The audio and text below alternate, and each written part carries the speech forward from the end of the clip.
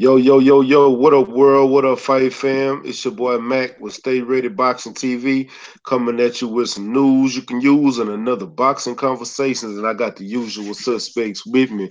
Fool of Sports, Kurt Sugar, Cali the Enigma, and that boy Odd Fella. What's up with it, folks? What's up with it, fellas?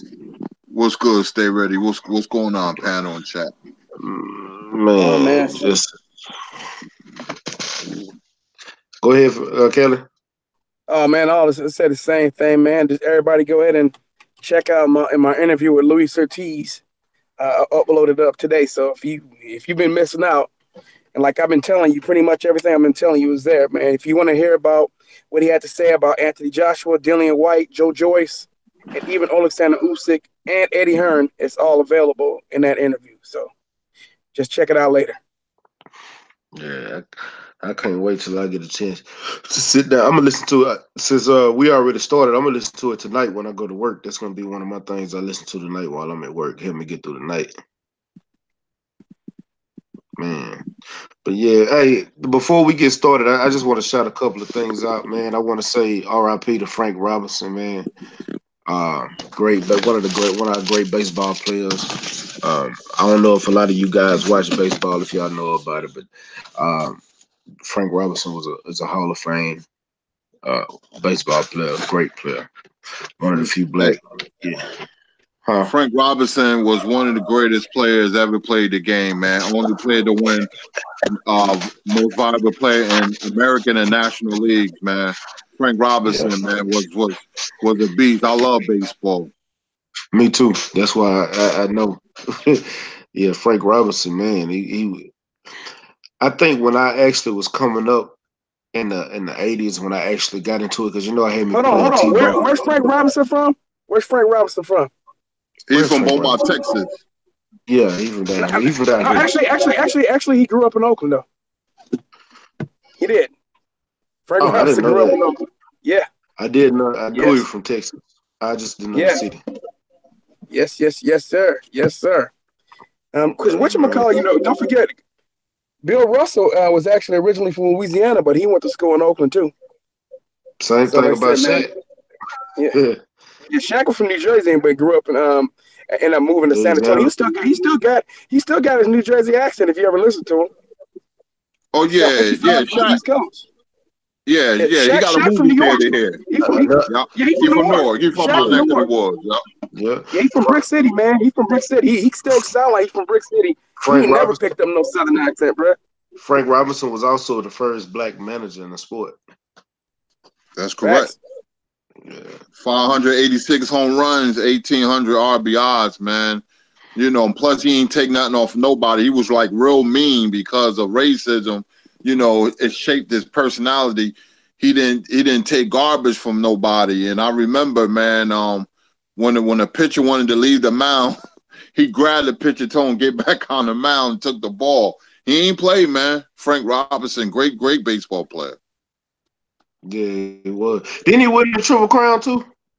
Yes, he did. Yeah, no, yeah. Frank Robinson was a beast, man. Yeah, I had so I had to put that in there, and Well, you surprised me, Stay. You surprised me. I'm a baseball player. I mean, I played baseball. I had baseball scholarships, man. Oh, we gotta talk about baseball, man. This high school I went to. I went to Eastside High School. The movie. Our football and baseball programs was horrible, man. Yeah. Cause one thing I'm gonna tell you, it's crazy. I'm gonna tell you, in Texas, we focus on two things. If it ain't football, it's baseball. Look at our colleges, Longhorns and A&M, and I gotta say Oklahoma. We're always in the College World Series. Always. We got our high school stay in the Little League World Series. We really strict or strong on football and baseball. That's our sports. Yeah. That Guess when it comes to baseball, though, man, that's California, bro. That's where Yeah. we really excel over here, man. We got a ton of kids. We got a lot of rich kids play, but we do have kids in the cities playing it. Willie I, Stargell he built before he died. He built some ballparks in Alameda, which is basically South Oakland. Uh, He also built other parks in Oakland, California. Then he had some other baseball parks built after him. Ricky Henderson built baseball parks, you know what I'm saying, throughout Oakland. So, I mean, there's a lot of baseball parks, and kids play, man. And what's happening over here, man, is the black kids are starting to play baseball again, man, over here in Yeah, California. So that's a they're good doing it. thing, man. They're doing it again here in Texas too. Uh, I'm glad because it gets them away from being so in that monolithic thinking that they should be basketball or football players. No, get out of that. It's other avenues. I played tennis in high school too. And I know Oh, it don't wow. sound yeah, my mama when I was growing up, we had my mama had me in tennis. My dad had me in baseball. I had myself in boxing because I love the sport. So it's like, I didn't even play little league football until I was in the 6th grade. Hey, tennis, man, ain't nothing to be ashamed of. Tennis is a great sport, bro. Oh I grew up man, watching tennis. I didn't say it wasn't. I didn't say it was a shame. I like. Yeah. I ain't gonna say it wasn't a sport that I liked, but it was fun to play. That tennis, you got. I'm gonna tell y'all something. You got to be real athletic to play tennis. I'm not joking. That man, I remember getting up at 6 o'clock on Saturday mornings to have to go up there to go to tennis practice. I hated that. I hated getting up that early, but we used to do it every Saturday. This was me. I'm 6 years old going to tennis practice. Wow. Yeah. Also, hey, I do want to mention this. George Foreman went into the Houston Hall of Fame yesterday, so salute to Big George. Oh, that's what's up.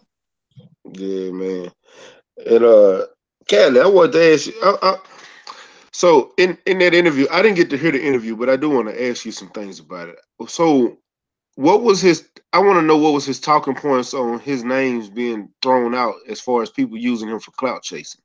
I know he had to mention something on it. Callie, you muted if you're there.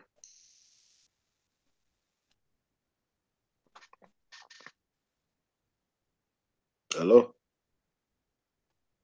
Hey, I don't I know. I think he guess. might have stepped away. Yeah, he might have stepped away. What's up with the rough house? Chilling, man. Chilling. What's going on with you, Mac? Man, slow boogie, man. Slow Already. boogie. Damn, You what free fights done already? Y'all done already timed him out. He done messed up already. Yeah, Young Trolley's in the I, building. I didn't even see what he said. I just see Marlo done hit him. But man, salute to the chat.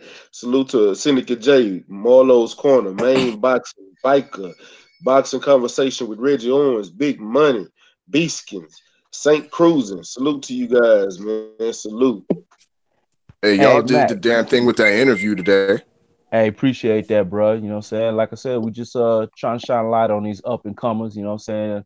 Olympic hopefuls, new pros, you know what I'm saying? Just try to get it in from the mud, you know what I'm saying? Appreciate that, man. Yeah, Salute. cat's name was Rex Lucas out of Jersey City, New Jersey. That's Kurt, that's up there in your neck of the woods, bro. See, Who is this? Rex Lucas, Luckas. Rex Lucas. I'm gonna have Yeah, to look him up. amateur cat, trying to go to nationals, the Olympics, and he said if he's able to make it to the Olympics after that, he plan on turning pro. Oh, I gotta look him up, man, because I used to be heavy in the Newark boxing scene. Matter of fact, I turned the job down last year. It was the assistant coordinator boxing position. You know what I mean? And Oh, okay. I didn't take it because my health was a little iffy. It's funny you said that, Ruff, man, because I want y'all to look up this 11-year-old dude from Newark. His name is Joel Cooper. He's ranked #1 in the nation. 11 years old. He's a junior Olympian. The boy's dynamite, man. They call him Boy.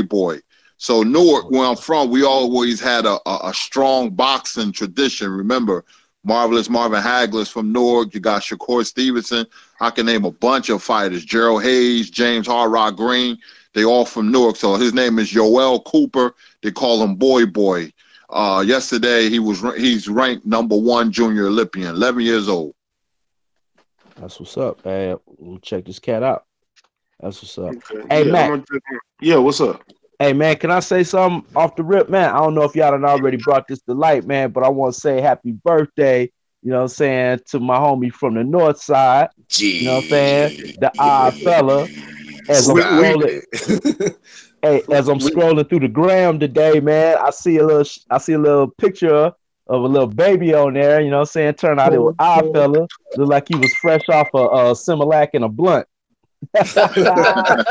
Hey, I joked with my man. I had to pick at him about that, man. But happy birthday, our fella, man. Respect to all the LDBC family that wish me happy born day and a happy birthday and whatnot. So yeah, thank you to everybody out there. That's Yeah, Happy birthday, family, man. Salute to you, family. Happy birthday to you, Respect, brother. Callie. Thank you. For sure. man. Yes, salute.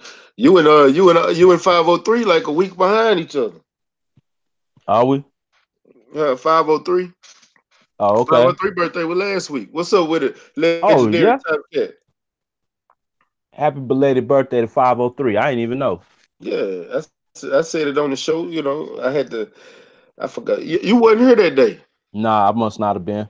Yeah, man. Salute to everybody, man. But one more time, R.I.P. to Frank Robinson. But man, what y'all got in the world, in the wide world of boxing, man? What's going on besides this tank fight this weekend? Because we gonna get into that. Man, that's the big thing right there. I know. It Ooh-wee. really is it though.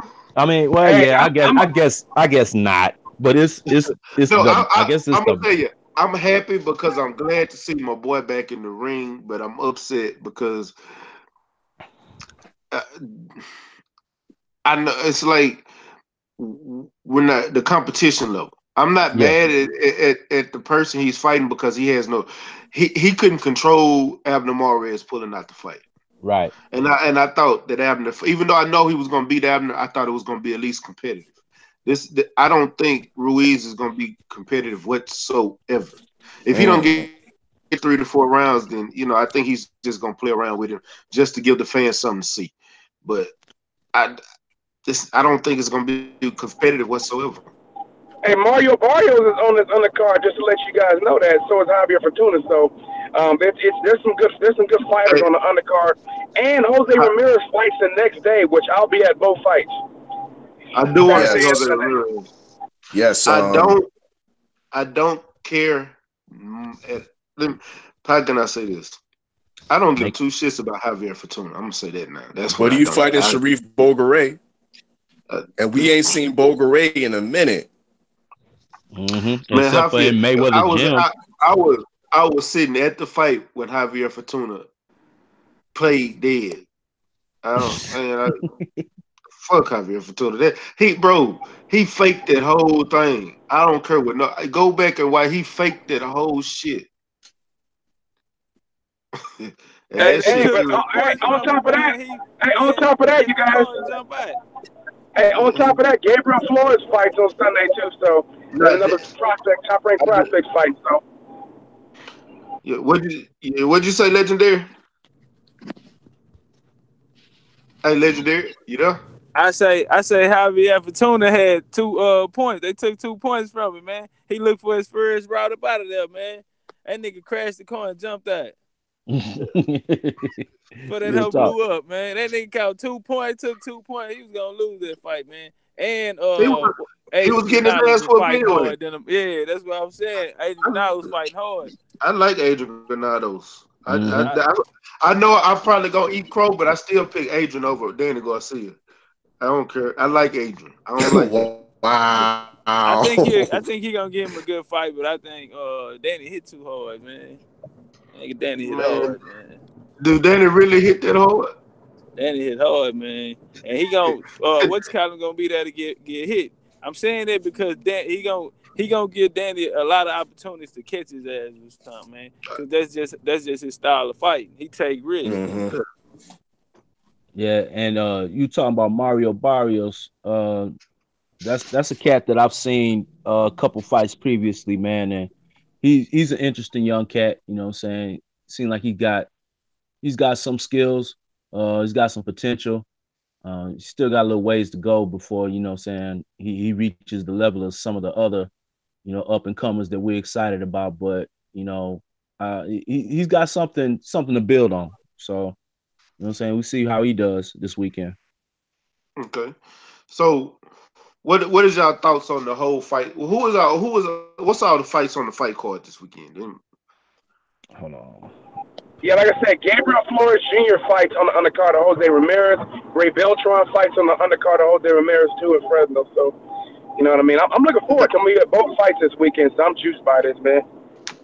Yeah, who's gonna be on the card for Tank though? Like I told you, Fortuna, you got Fortuna and Barrios are both be on the undercard of Tank. And I think there's another fight, so I just can't think of it. There'll be other fights on there. I don't know if everything will be televised, but those are the fights. I don't know. Hey Mac, I'm finna try to pull up the whole undercard here in just a second. Give me 1 second. Okay. What's up with the PK? Salute. What's up, Max? Salute to you, brother. Salute to the usual suspects, man. Salute to everybody in the chat. How y'all doing, man? Suey. Woo pig, yes, sir. What's on the plate for tonight? Man, Tank. Right now we're talking Tank. We already shot right on. Said a few things on some other stuff, but we got Tank. I got a couple of other points to get at that I saw in the news, but we'll get to it. Nice. Hey Mac. Matter of fact, yeah. I'm sorry. No, I was gonna say here you go. Javante Davis versus Hugo Ruiz. Mario Barrios versus Richard Zamora. Javier Fortuna versus Sharif Bogier. And then you got Erickson Lubin versus Ishe Smith. Yeah, that's the one I was. There we go. Oh man, I can't wait for this shit, man. I'm gonna do my best, man, to try to interview them dudes too, man. I ain't gonna lie, man. I'm gonna try to get to the hotel before the fight to try to catch up with them dudes, man. For real, any other fighter that may be at that fight there this weekend, and in Fresno too. So I plan to work this weekend, man. So I'm gonna ask everybody on the panel. I'm gonna start off with Kurt. Kurt, what is your thoughts on Ishe and Eric Lubin on that fight? Because you was breaking up.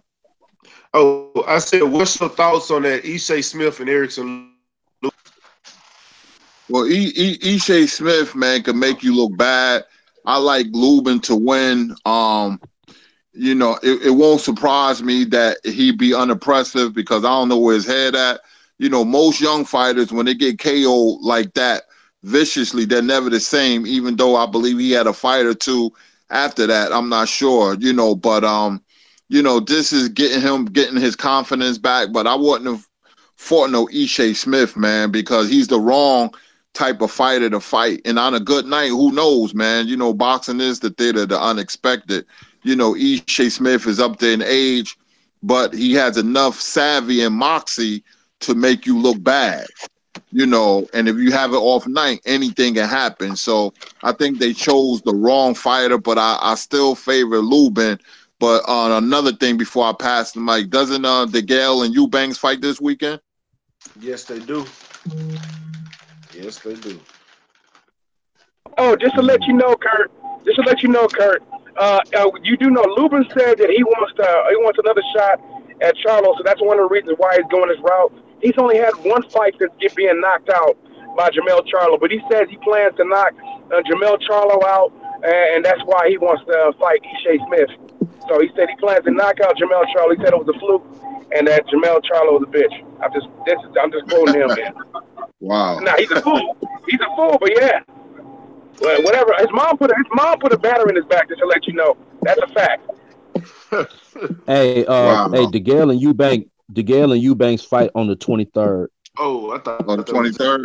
Yeah, 23rd. They're gonna be at the O2 Arena in London, but it's gonna be on Showtime. Okay. Cool. Yes. I was asking about that a couple weeks ago. So Showtime came through and picked it up. Yeah, they got that, and along with DeGale and Eubank, you're gonna have Joe Joyce versus Bermain Stavern, Lee Selby versus Omar Douglas, Andre Sterling versus Ricky Summers. and Brandon. Oh, go ahead. You got it, Calvin. You know that Joe Joyce Berman Stavern is supposed to set up like some type of a tournament for the WBA for a shot. I guess for the shot at the WBA regular title, or at least to try to at least fight Emmanuel Char, who's gonna beat up old man in his next fight. Let's put it that way. And everybody know what old man I'm talking about. Yeah, we know. Hold up, who's the regular champ, the regular title holder right now? Nobody. Oh, yeah, Char. that's right. That's right. I forgot. He didn't get stripped. He didn't get stripped. He's fighting Fresno Kendo. If people don't know. Okay, that's what's up. Hey. Doesn't Andy Yildirim and Anthony Durrell fight this weekend though? I don't know. I haven't heard anything on the rail lately. I know that's going to be broadcast on FS1, but I don't know if it's this weekend or if it's the next weekend after. I don't know. It might be next weekend. I don't know who. I'm looking at it right now. It's the 23rd on FS1. Okay. Oh, same day, and that's for the vacant WBC strap as well, or for Benavidez' belt. Yeah, and then that same day, the Zone's got Brandon Rios versus Humberto Soto. And then Joselito Velasquez versus an unnamed opponent. Right on. That's gonna be on the Zone. Hey, Fuller. Young Fuller, Damn B Sports. What up? There you go. Hey, what's your thoughts on that Ishe and Erickson Lubin? I think it's like Ishe is just collecting a paycheck at this point. I think Ishe is like 40 years old or something like that. He's like one of those fighters that he's like one of those fighters that's hard to look good against because of his fighting style. He's very kind of all over the place, basically. Now Lubin, I don't know, man. He's like a question mark still. I don't know if he's quite there. If he has that bounce back, it remains to be seen. So this may be a test for him. You never know. He may get careless. So I favor Lubin though, but he talking awfully a lot, So Lubin it's just like talking. Yeah, he always talking. But I favor him in that fight, Right on. What you think about the Top Cat?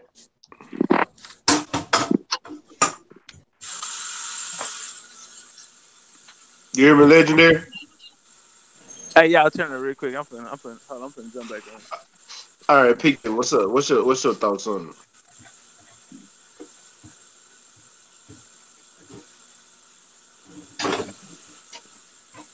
PK? Oh, sorry, man. Oh, Are we talking about Ishe Smith and Erickson Lubin? Yeah. Man, Yeah. I think it's a good fight for Erickson Lubin, man. I think it's a good test to kind of see where he's at after getting knocked out by Charlo like that. Ishe Smith has lost a few times, but he's never really been stopped. So I think it's a good test for Lubin. And for Ishe Smith, man, if he's to pull off an upset against Lubin, that's good for him at 40. So I'm actually interested in this fight. I'm interested to see where Lubin's at, and what he can do moving forward if he can take care of business against Ishe. I'm favoring Lubin, by the way. Yeah, same here, man. All right, fella, what's your thoughts? Lubin is one of my favorite fighters to watch. Ever since he did that crouching tiger thing he did against Daniel Cota, I've been a major fan. So it was actually very saddening to see him get blown out by Jermell. But other than that, with regards to Ishe, it's the same sentiment the rest of the panel has been talking about. And Ishe is one of those fighters that it's hard to look good against. You know, dig. So I believe Lubin's gonna come through this fight and be able to beat Ishe, but it won't be all that easy. There'll probably be some sticky moments um, for Lubin, but he'll be able to get this by a wide decision. I think every time Ishe's up against like a top prospect or elite fighter, he always finds himself short. You know what I mean? He doesn't. He never really goes out and gets the victory and gets that win. So I'm banking on that. The patterns of Ishe, he does just enough to look okay in there and get a next paycheck. But Lubin will he'll pull through and get on to the next. But I don't see no knockout or nothing like that. He's gonna take Ishe to decision, but there will be some sticky moments, definitely. Right on. Hey, where my wrenches at? Y'all smash Justin, but y'all ain't getting Eddie Hearn and Barry Hearn. They just here having a long conversation with you guys. Come on, man. Y'all know they ain't number trolls. Get them out of here. Get them out of here.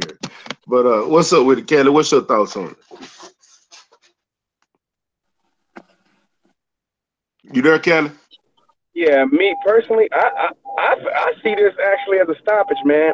Ishe Smith did hit the canvas in his last fight. And you know what I mean? He's definitely slowing down. I thought he showed signs of fatigue. That's what happens when you hit 40 years of age. I think it's time. He's taken a lot of punishment over his career. And I think this is the time. You got a young, hungry, aggressive fighter. I think Lubin gets him out of here, man. I think this is prime for eventually, man, it happen. You stick around too long, you know what I mean? You eventually get knocked out, man. And when you've been taking the kind of beatings that Shea Smith has, but because he's had a good chin, he's been able to withstand some of it. But every time you get hit, your chin is not as strong as it used to be. I think it's time. I think he gets stopped. Yeah, I don't know, man. I think Ishe is a good. I don't like Ishe, but I think he's a good boxer, all in all. But I don't think I don't think he's gonna. I think Lubin's gonna get in there and do what he got to do. He do need to quit looking past Ishe. That's what he do need to do because Ishe ain't gonna play with him. Old Yeah. or not, trash or not, EJ not gonna play with it. I mean, Ishe not gonna play with it. So he got to stop looking past talking about who he needs, who he wants, and all that. He need to be worried about this fight and this fight only. After this fight, then he needs to go in there and take care of his business. Well, Roughhouse, what's up? Oh, go ahead, legendary. my bad. Yeah, I was gonna say, well, by saying that, I like that because I mean he coming off a knockout, so he got to be confident if he's talking about the future or whatever. But I think it's all gonna come down to game plan, man, because Ishe him to knock him off, for him to get over that hump or whatever. But it's gonna depend on their game plan, man. We just seen the best of EJ. I mean, Ishe. We seen what he gonna bring to the table. It ain't too much spectacular. He got a lot of ring IQ, a lot of experience over Lubin, man. But he really there for Lubin to knock out, man, and so they can put him in the top tier, man. Big fights like this all over again. Like somebody, I think that was Cali said that's the reason why he say going down this path. But yeah, I Yeah, think it's there for him, man. We'll figure you R2D2ing on me. You there? out. I ain't heard nothing you said. You just started doing the Matrix and disappeared.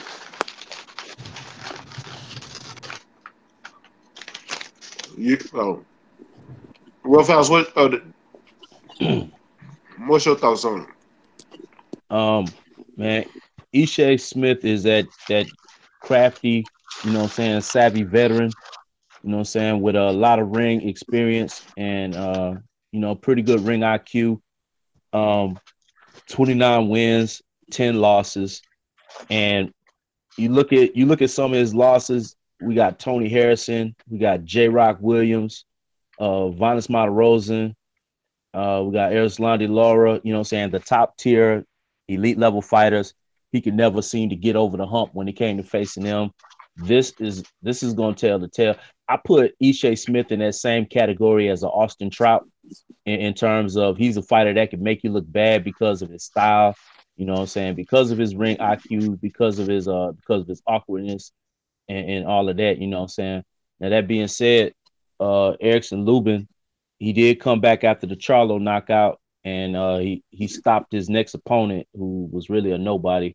But this is gonna tell the tale right here. Ishe Smith is that dude that boxers need to face in order to see if they can solve that puzzle, man. If you can solve an Austin Trout or an Ishe Smith, somebody like that, that goes a long way in putting some in your toolbox to help you move forward and face other fighters, because they're gonna show you looks you haven't seen before in most instances. But I'm gonna say with Ishe being 40 years old, and another thing, I don't think Ishe is gonna get stopped, bro, because he hadn't been stopped. He hadn't been Ever. stopped yet. You know what I'm saying? So everything's gone the distance with him. So he's gonna take Lubin in the deep waters. He's got to expect that. So we're gonna see if Lubin's stamina holds up. We're gonna see if Lubin's boxing IQ is gonna hold up, because it's gonna go the whole 12. If it you know what I'm saying, unless Ishe puts him down. But I'm gonna go ahead and go with Lubin on this one. You know what I'm saying? I think the youth, the hunger, and I still think he's trying to prove that he's got something, you know what I'm saying, that he is something other than what people saw in that Charlo fight. So I'm gonna go with Lubin on this one. He had a lot of promise before he went to that Charlo fight. He had Yeah, a lot of promise, but he just yeah, went against him. He just went against a monster. yeah. Hey, He had a and lot of shout out to the 10 people that dislike this chat, this live yeah, stream. yay, haters gonna hate. It's Yay. only 14 people in the building. I got 11 likes and 10 dislikes. Oh damn. I know, man. Y'all smash that like button though. I don't. You know what? Nice, Dislike, like, nice, nice. hey, likes, dislikes. They all do the same thing. I enjoy it all. Yeah. Hey, salute. It's probably Yep. from Barry Hearn, the two Barry Hearns, the two Eddie Hearns, and probably free fights too. Ain't no telling. Hey, Look, so It's hey, two dudes and they're 15 accounts each. huh? Yeah, you ain't lying. You ain't lying. I wonder if it's that same dude that had all them different 78 accounts the other night. We what? smashed him. What, bro? We hit this dude. I promise you, at least 8 or 9 times. Mm, that's called I'm not lying. persistence. Yeah, this is but 2 Saturdays ago. But yeah, hey, y'all hear about Robert Easter? I thought he was supposed to move up, but I guess they finalized a fight for April 27th. Yeah, I But I was thought he seeing. was against who? I thought I read something about Rancis Bartholomew. Yeah, that's That's who I who. saw. Yeah, that's who he for the fight. Ain't Rancis a 140 pounder? It's, Yeah, Yep. it yeah, says he went down. He went down. He yeah, had he's one fight, Oh, he went down, fake ass huh? WBA belt. yeah, he got the WBA regular title. Hold up, Bartholomew went down to 135. Yeah, because they're fighting for the light. They will be. Let me read. Despite super champion Vasil Lomachenko staying plenty busy, it looks like through the WBA will churn out a regular lightweight title, which Rancy Bartholomew will fight Robert Easter for on April 27th. Mm, okay. Hey, Interesting. yeah. Hey, That's an look. interesting fight, man. You Why? know, Yeah, Why do it is. fighters? Why do fighters fight for that fake ass belt? I don't get it, man. I don't. It's just sanctioning fees. It doesn't guarantee you a title shot right away. I mean, you'd be better off you get a better chance of getting a title shot by not having that belt. That belt forces you to defend, to fight all of the super champions mandatory. Man, that's fucking stupid to pick up that belt. Yeah, it really is. And stupid as fuck. um, I don't know, but I honestly believe Robert East is just trying to get back in the mix. I think he That's needs to. I think he needs to go ahead and move up though. Hey, that's what I was saying, man. I think he's trying to get back active. He hadn't had a fight since the Mikey Garcia fight, Yeah, you know, and it's um, good to see him back in the ring. Mikey And ain't had a fight since that fight either. yeah, that's true. You know, but He wa- yeah, we know why Mikey ain't fought yet, though. Mike and Yeah. Mikey came out. Mikey came out earlier this morning talking about that he already beat Earl in the mind. Earl in his mind, like how? He's still in the fight, man. Y'all got to understand some of this stuff. Now, he believes he's going to win the fight, but he's still in I'm the not fight. taking A lot nothing of away. this talk. You know what? You're right. You're right. You are right. I know Mikey thinks he can win this fight. He wouldn't take it if he didn't believe he could win this fight. This is not your usual money grab. He honestly, truly believes that he can win this fight, even though he's about 10 inches shorter than Earl. He thinks he can win this fight. Earl looks like, you ever see when you standing next to your girl, you gotta look down on him. Like that's how Earl looks way bigger than Mikey. I don't really see Mikey having any kind of a chance in this fight. Like none. I don't see it. But Hey, stay ready. Earl trying to bury him in Cowboy Stadium. yeah, I believe so, man. I believe so. Yeah, I but just Here was Mikey Garcia. It was a great fighter until he got bodied by Free Smoke. damn, hey man, it's gonna be interesting. ugly. Yeah, but Oh, as far as Bunny goes, man, I'm glad to see glad to see him back in the ring, and this is gonna be an interesting fight with Bartholomew. You know what I'm saying? He's a decent fighter. He's a pretty good fighter, man. So we're gonna see if Bunny is ready to turn the page. You know what I'm saying? Because I mean, he didn't get beat up against Mikey Garcia, but yet and still, that was probably still a devastating loss to his psyche. You know, so we see how he bounced back. That's what champions do. hey, you right. You right, Lawrence.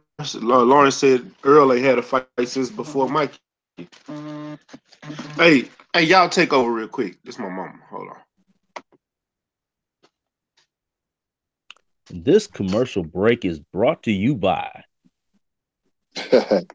Oh yeah, there's an interesting fight that I heard that's going to take place in June of the World Boxing Super Series. It will be Brandeis versus Glowacki. So I'm looking forward to that in June. Yeah, hey, you know Hopefully what, they man? bring the checkbook. Yeah, that's what I was gonna say, man, because that is still up in the air right now, man. They haven't sorted out the financials of all of that yet, man. They who was it a bear check? His promoter is talking about pulling him out of the fight because Prograde of ready to pull out. Prograde. I don't know Yeah, if they talking anybody know about that. Prograde possibly pulling Indeed. out, man, because of these finances, bro. They need to go ahead and get this thing straight None because of it's them some fights are rated on they're posted on BoxRec yet. So yeah, yeah, you I'm know what I'm And, saying? I'm still So got bad. no and, My smoke. bad. and the rumors the zone is throwing Prograde back too. So we'll see. yeah, Yeah, you know what I'm my saying? bad. So along with that fight that Kurt just named, that's just another in the list of fights that we potentially not gonna get to see if they don't go ahead and get this thing straightened out with the WBSS. But that fight might happen anyways for the I believe for they're looking to see for that WBO title because it's still up in the air whether Usyk is finally going to officially move to heavyweight. So they're waiting on that before they can divvy out that and make it a title fight for the WBO. Maris Briedis and Krzysztof Glowacki. Yeah, Okay. that's actually what Battle Rifle just mentioned in the comments. That's the Yeah. exact fight. Battle Man, rifle right on. yeah, my bad for that quick. My T Jones call, man, But Already. so also I what else? I seen some other thing I want to talk about. Oh yeah, Keith Thurman and Adrian Broner. What do y'all think about that fight? It better Cause not be they in talk. pay-per-view. Hey, it might be. It You don't know, need to be. Adrian Broner's a pay-per-view star now. He's the Nah. So you telling me if Pacquiao would have been fighting anybody else, he would have done those numbers? No, Nah, probably not. Well, I mean, yeah, he could have, but it would have been somebody higher up than AB. it had to be, but in the same token, I don't see it. It couldn't have been Keith Thurman. Hey, bro, they pulling us into this UK pay-per-view thing, bro, with these fights that really don't mean nothing, are not title fights. Well, you know what? This would is a be title fight. okay. Well, you know what? Then I'll take that back. Then Hold on, yeah, hold on. I'm gonna tell yeah. you why it's pay-per-view. I'm gonna tell you why it's pay-per-view. Both of these dudes got a mouth on them. Both of them got a mouth on them. Both of them talk more shit than a sailor. You know what I'm saying? They gonna sell the fight, and it's a title fight. And I think Keith Thurman is gonna win. And I don't like neither one of them. Yeah, and that lets you know that lets you know right there, bro. You know what I'm saying? My level of regard for Keith Thurman, because in that quick instance, I disregarded him as a title holder. Because he's a paper champion. He won his belts, but he shouldn't have. He's been gone 2 years. Why does he even have a belt? You know what I'm saying? You know, it's It really is not what a it is. bad fight for either one of them, for AB No. or Thurman, and it'll definitely be entertaining. The buildup will definitely be entertaining. You know what? That'll probably be the most entertaining points of this fight and the undercards. What's your thought on it, Kurt? Yo, but in that crazy, dog, that AB can make a title holder a pay-per-view star? He'll gatekeeper. Because yes, but Keith Thurman ain't no pay-per-view star. I don't even think he's pay-per-view worthy right now. His mouth is. That's it. He needs that Pacquiao bag to be a pay-per-view star. Yeah. That's what I was gunning for, the Pacquiao Thurman, not this Pacquiao Broner thing. What's your thoughts on it, Kurt? Well, you know, Thurman been calling out Broner for a while. Remember, he said, I keep knocking on that boy door, he won't answer. So, you know, I hope they don't put that fight on pay-per-view. It's not worth it at all, man. You know, but I knew that when the numbers came in, you know, and the pay-per-view did well, I knew Broner was going to get another big fight. I knew it, you know, because, you know, even if you're the B side, the way it works in boxing, if it lands on pay-per-view and the numbers are good and the people are happy, you're going to get another big fight, you know, because even though it was Pacquiao pulling, you know, the pay-per-view numbers, but Broner was still part of it. So that makes him look like he's viable, you know, and valuable at the same time to get another big fight. So, you know, I mean, I didn't like how Thurman looked. Broner won't let his hands go. You know, if it's on pay-per-view, I'm not watching it. But, you know, I don't know who I like in that fight, man. But, you know, Thurman didn't look good at all, man. I'm going to be honest with you. It's going to be hard to break that fight down because both of them are runners. Yep. Yeah. So it's like, well, you know what? Go ahead. My fault, bro. No, I'm just trying to figure out like who's gonna be the aggressor in that fight because one of them gonna have to push the issue. Yeah, and I'll be honest. I don't really regard AB as a runner. It's just that he sits back with his hands in his pockets, man. He fights on his back foot more than he goes. Yeah, forward. You know what I'm saying? And a fight where you got a counterpuncher versus a counterpuncher, a lot of times that kind of makes for a slow, boring fight because they're waiting for the other person to bring the action and initiate something so they can make a miss and make them pay. Exactly. Yeah.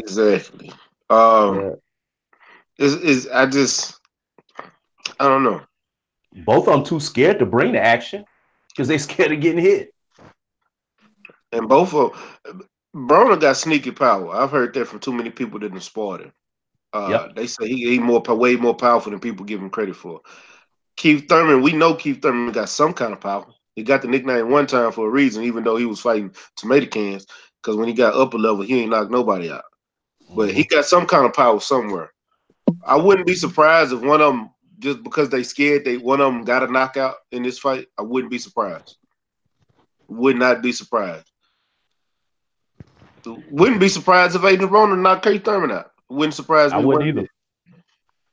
Man, I said I was done with AB too. Damn. I am done with AB, but that fight intrigued me.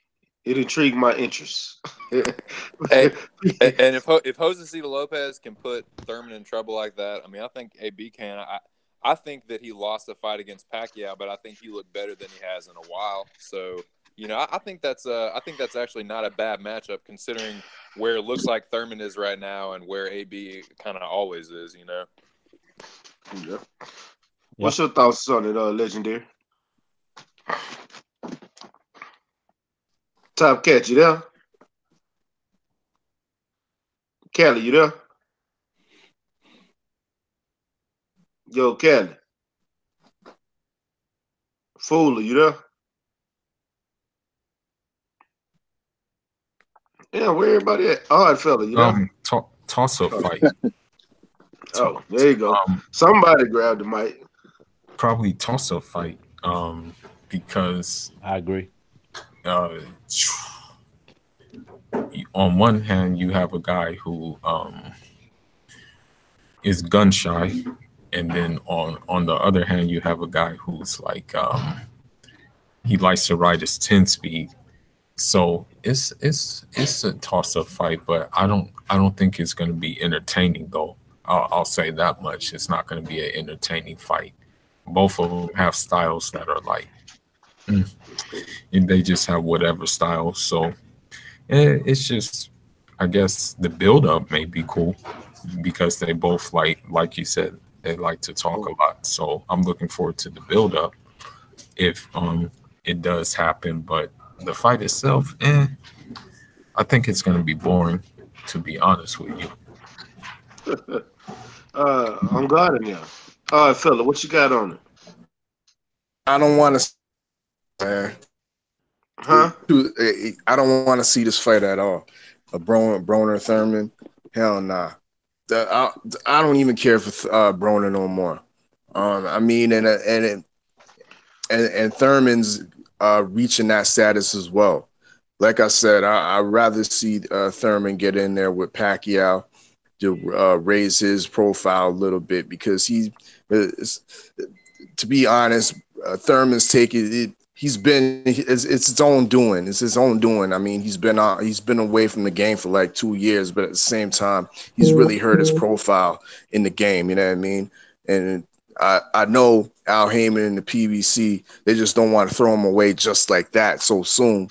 They want to still do something with his career. So in order to raise his profile, he needs a guy like Pacquiao to put him in there with Pacquiao, and then in turn maybe feed him to guys like Errol Spence when he gets rid of Sean Porter or something like that. You know what I'm saying? Because right now Thurman's profile has taken a big hit. The only people that are talking about Thurman is pretty much us in the LDBC, and we just roasting them. You know what I mean? Left and right. Now, with regards to Broner, I mean, like this nigga gets too many chances, man. Too many chances. Let him fight Josecito Lopez. Why is he getting a bit another, you know what I mean? Big TV fight, or possibly it might be even pay-per-view, the way they, you know what I mean? Because put these two guys together. He sells. Yeah, I know he sells, but I don't like money is the reason why, bro. He don't like. Yeah, I'm just saying his mouth sells. I just want to like on a moral standpoint, like this dude don't deserve it no more, man. Like he needs to take a back seat. But yeah, I understand it's a business, you know what I mean? And he sells and he puts those butts in the seats, and he will get those views, you know what I mean? He does get those you know what I mean, gets the Twitter trending and the Instagram trending and whatnot. But man, I mean, how many times like let's build a new star or something like that, you know what I mean? That's why I said get Thurman in there with Pacquiao, and I'm sure it will do good numbers, just as good as numbers Pacquiao Broner did. Hey, bro. Hey, I'm gonna piggyback that, bro, man. That boy AB has got to be the most successful loser in boxing history. You know what I'm saying? I ride with Oddfellow on that, bro. Hey, man, you catching L's and draws. You know what I'm saying? How is your profile increasing? And you talk a lot of stuff on Instagram and on the All Access and all of that, man. But where is it in the ring? You know what I'm saying? It's time to show and prove. But look who he fights. He fights stiff competition. It ain't like he fighting tomato cans. It's like you want. Are you sure he's the most successful loser? Because last time I heard, Pacquiao got way more losses than he got. Yeah, but Pacquiao been winning. Yeah, he been winning, but shit, Adrian Broner ain't been losing his whole career. He just started tripping after that Maidana fight. Yeah, how many fights has he had since Maidana? What, 3? No, I think he had more. Okay. He actually has won a fight since that fight. Which fight did he win since then? Hold on, let me pull it up. But he has won a fight since then. You know what I'm saying? That shit, Maidana was Emmanuel Taylor. That's about it. Adrian Granados, Ashley Theophane, Khabib, John Molina Jr., Eric and Emmanuel Taylor. He's got 5 fights since then. He got 5 wins. My bad. Carlos 6 fights. I'm sorry, Carlos Molina. He's only lost to Maidana, Porter, Garcia, and Pacquiao, and 1 draw against Vargas. That's it. Can I say something? Go ahead, Curtis. See what Al Heyman is doing, man. I don't know if y'all catching. Remember, Thurman was calling out Pacquiao. He kept calling out Pacquiao. But see, I'm gonna tell you something. He's throwing Adrian Broner for. He's saving Thurman for Broner because he don't want Thurman to call out Pacquiao because Heyman paid Pacquiao taxes, and as a return favor, Pacquiao signed the PBC. Pacquiao's there for one reason: to make Earl Spence a pay-per-view star. That's why you ain't going to hear Thurman mention Pacquiao no more.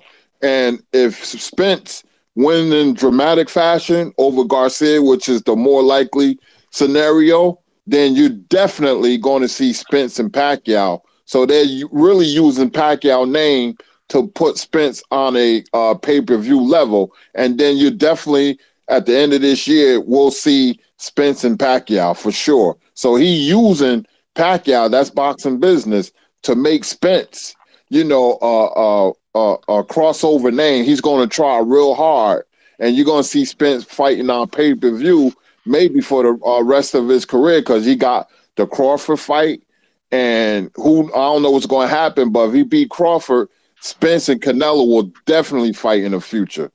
Mark my words. I believe it. I actually see that as the big possibility. And my thoughts was that Pacquiao was going to fight Earl next. That was my thoughts in the first place after this Broner fight. We all knew Broner wasn't going to beat Pacquiao. Even for everybody that kept saying Broner, I kept telling y'all Pacquiao was going to win this fight. We knew it.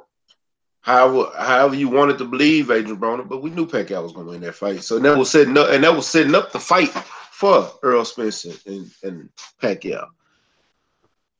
Broner is got a mouth and a name, and he's just not no loser like that.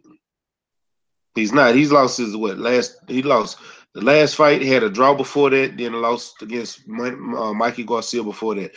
Other than that, he's been winning. Hey, Stay, man, and panel. Look, listen, man. Broner, you know what AB stands for? Always a bridesmaid. Second place is the first loser. That's what AB stands for. I've been saying it because he just doesn't have that tangible, man. And physical, he has all the physical ability in the world, like Zab Judah had. But they lack that intangible to win the step-up fights. And that's something you can't teach in the gym. You got to have that in your gut, man, your intestinal fortitude. And Broner, he's built like that. He's never going to win a big fight. Never. He's not built like that. Yeah, I can't argue with that one. I can't. Not at all. But things getting into. Hey, well, let me ask this, man. So what happens when AB goes out and fights Thurman and loses? What are we saying about AB then? Oh man, always a bridesmaid. Second place is the first loser. You know what I mean? He's just a mouthpiece. all substance. I mean, all style, no substance. You know, it's funny because he probably make the Hall of Fame. Now, he's a divisional world champion, multi-weight world champion. But when you look at all his fights, you're gonna be like, damn, he lost to him. He lost to him. His best fight was Antonio DeMarco. And I'm gonna tell y'all a quick story. When he beat him, I collect boxing T-shirts, man. I went online, man, got my Adrian Broner T-shirts, man. I was wearing it proud. I was like, this is the next star right here, you know. And then when he kept losing, man, my wife was like, you know, do we got an old towel to clean the furniture? I was like, nah, I gave her my Adrian Broner T-shirt, man. She started using that as old rags, bro. True story. Yeah, man. I just, and he started acting like a clown, man. You know, you can act like a clown in boxing, but you got to win. And he don't win. He don't win. Real talk. Hey, Kurt, and what you just said about what we'll be saying, you know, if AB loses that fight, I'm there already. Yep. I am. I'm there already with AB. You know? I don't have no confidence in Adrian Broner, man. All style, no substance, none but a mouthpiece. You know what I'm saying? Ain't got that dog in him to win the big fight when he's on the big stage. I'm there already. Yeah. You know, and boxing is strange because imagine, it's only hypothetical. Imagine Adrian Broner had Josecito Lopez killer instincts and hunger and grit. And imagine Lopez had Broner's ability. See how it worked?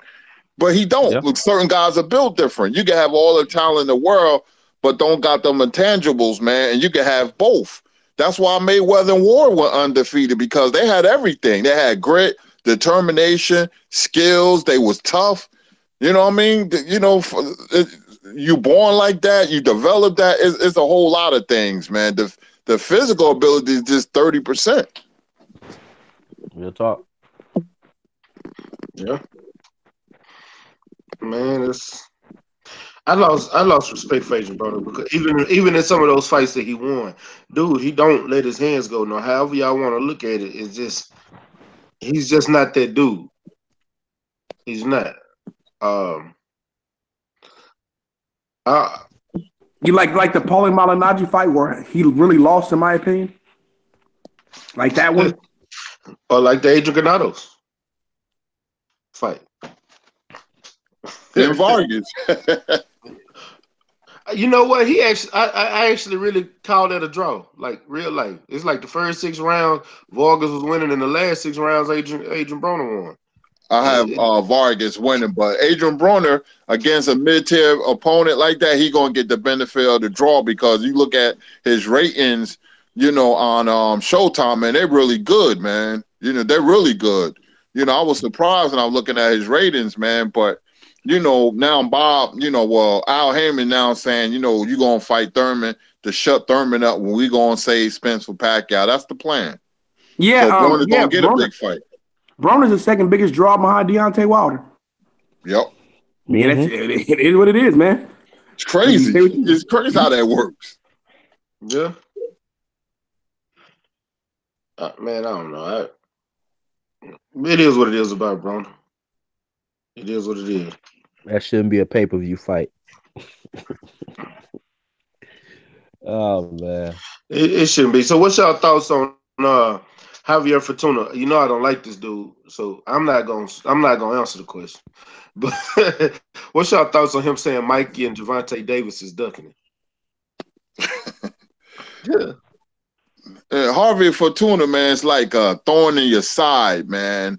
You know, he doesn't do anything great, but he's so awkward, man, and strong, man. He can give people problems. I mean, I thought he got out of that fight, you know, by going through the ropes like Superman, you know, but to say that, man, is asinine, man. I don't think that's the case, man. Sometimes fighters, they be delusional, man. You know what they say.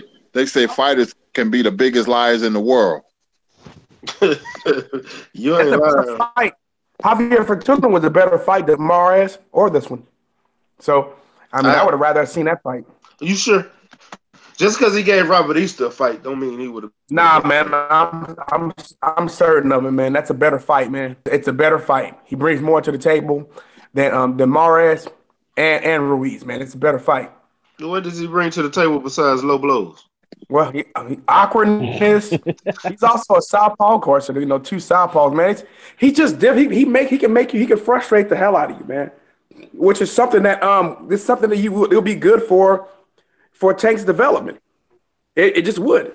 And unfortunately, I hate to say it. I said on a short notice, this is the kind of fight that Tank could probably lose. That's why I wanted to see it, because it was a more interesting fight. Well, I saw him blowing away Morris. I seen him blow away Morris and Ruiz. I see him blowing away Javier Fortuna. You talking about Tank? Yeah. I don't see that. I think wins. I think we'll take wins, but I think that one goes to decision, bro. I see him stopping Fortuna.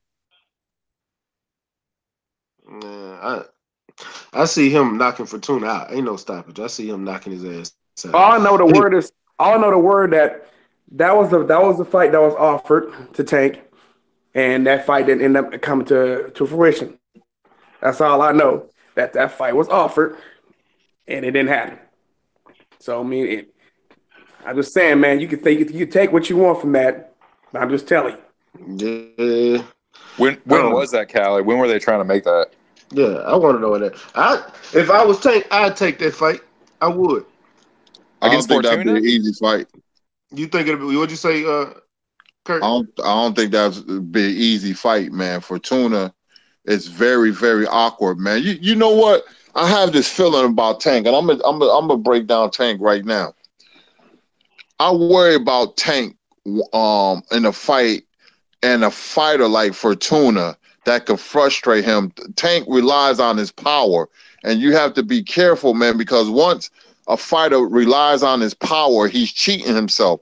Tank got many tools, but I'm just afraid he's going to get into a high-profile fight, and the guy, he's going to hit the guy with a good shot, and the guy's still going to be there, and he's going to get off to a rough first 3 or 4 rounds. Because to me, I could be wrong. I'm hope I'm wrong. That if Tank gets frustrated, he's going to regress in the fight, and I don't want that to happen. You know, it's not like he's fighting Jesus Cuellar or somebody like that, or Francisco, the guy he fought on the McGregor undercard. Fonseca, thank you. And I worry about Tank, man, because, you know, it's like, you know, he's a power puncher.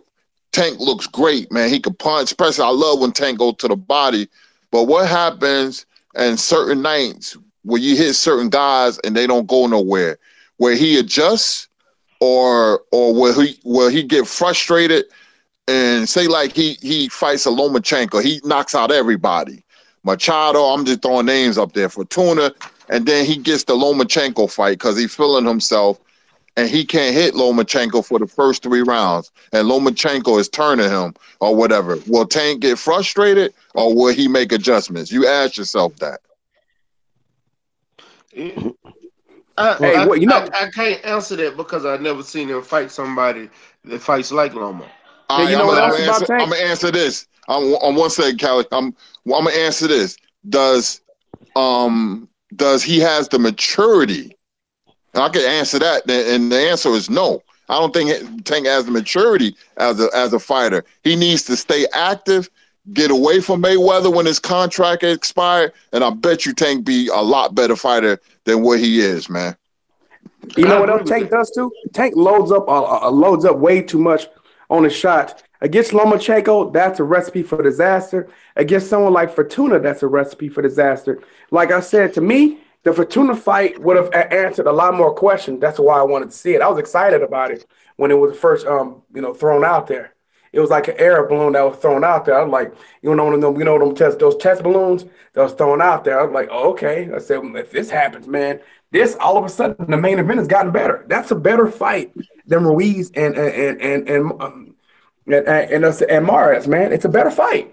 And that's why I wanted to see it. That was an upgrade. I guess I just look at how Fortuna lost to Jason Sosa, and you got to stop being blinded by that, man. That's a better fight. I agree with Callie. I definitely agree with Callie. I'm telling you, man, boxing is weird, but then again, it's a science, because the worst thing happened to Jamel Charlo. When he knocked out Charles Hatley and he knocked out Erickson Lubin, he abandoned his technical boxing skills and thinking he was a power puncher. And go look at the Harrison fight. He was loading up on every punch. He's in good shape because he was loading up for the first round and he was loading up in round 12. And he fights tight and with a lot of emotion. And that's not good when you fighting somebody who has talent. And we forget Tony Harrison can box. And if he fights like that against Harrison again, he's going to definitely lose again. And his career going to be in the tailspin. And see, when you have a certain style, that's why I like Crawford and Spence, because their mentality is knockout, but they build blocks for a knockout. Spence stalks you, coming with a high guard. He's jabbing. He has great punch placement, man. He doesn't go out there and wing shots. He build blocks for a knockout by going to the body, going to the head. He reminds me like of a Marvin Hagler, man, and then a Trinidad. It's just in them to stalk you and wear you down and stop you. And Crawford box you. Some people say they didn't like how he looked. They didn't like Crawford in the Benavidez fight, but that was perfect because he's fighting somebody with long arms and who was awkward. So you take your time. That's why the refs say schedule for 12 rounds. And Crawford broke him down and got him out of there. So that's why I love Crawford and Spence. But somebody like Tank and Charlo, they're two emotional fighters. And if they fight the wrong opponent, they're going to lose, man, because like Callie said, Tank loads up. He can't load up on every shot. Yeah, true. Hey, what's your thought on the 503? 503 just entered the building. Let me get his thoughts on it real quick. Young Lion, Houston hard hitter, what's going down? 503, you there? I know Fuller back. Hello? There you go. I can hear you now.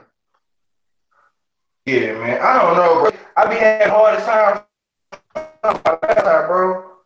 I don't know what the fuck. You be telling me to please do and all that. I don't know. You sound like R2D2 right now. Oh, hello? Yeah, there you go.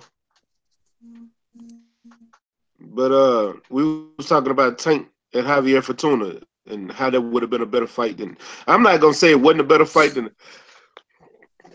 I will agree that it's a better fight than Abner Mares or Ruiz, but I think it's the same outcome in my opinion. That's just my thoughts. But I guess because when Jason Sosa got that stoppage on him, Javier Fortuna looked terrible in that Angel Granados fight. I was at that fight. Angel Granados was beating his ass. He was throwing low blows for the first 3 rounds of that fight. He's a dirty fighter.